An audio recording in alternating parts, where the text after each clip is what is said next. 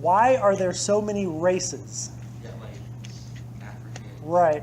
Man, if only we had a sociologist in here. That'd be great. Well, chimpanzees have races, humans don't. If you're looking...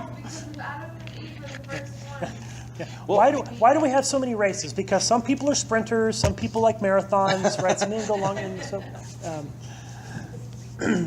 Genetically, though, they don't really exist. Yeah. Like if you were to take the characteristic, if you were to get an average African American person and an average white American and test their blood, they might be more similar to each other genetically than two black people or two white people, right? So the kind of facial characteristics we see in people, the skin tone and stuff that make up racial categories, they're social ideas. People call it a social construction. They're ideas we've made about race, but it doesn't really speak to so much about the design. There's not the race gene we see.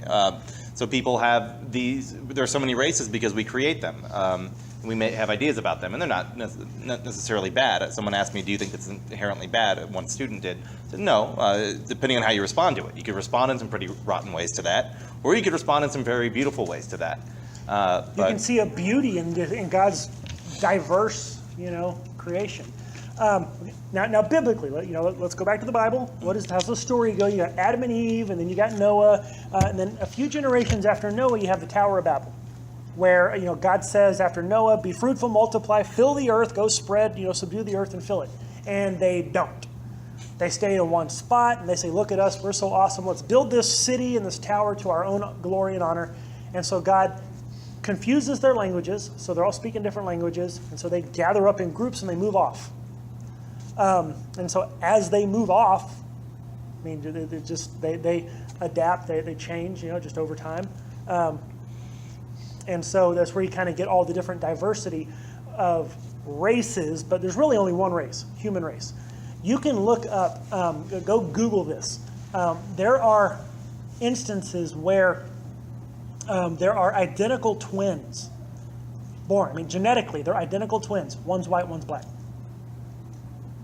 Because the genes, of a blended family or something, they're in there, and so just genetically, they're basically the same. It's just a matter of the color of the pigmentation in their skin, and so there's not really this races.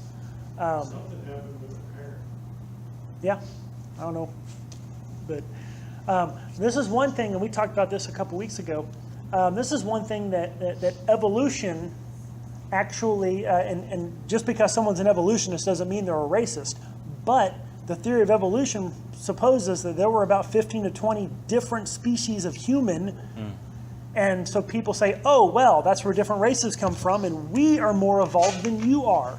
Our species evolved more than yours did, and so we're superior, and let's, enslave you. That evolution has been used as justification for killing, for genocide, for enslavement, because it teaches there are all these multiple races, whereas the Bible says there's just one race. That field of science would be called eugenics, which has a very strong justification there.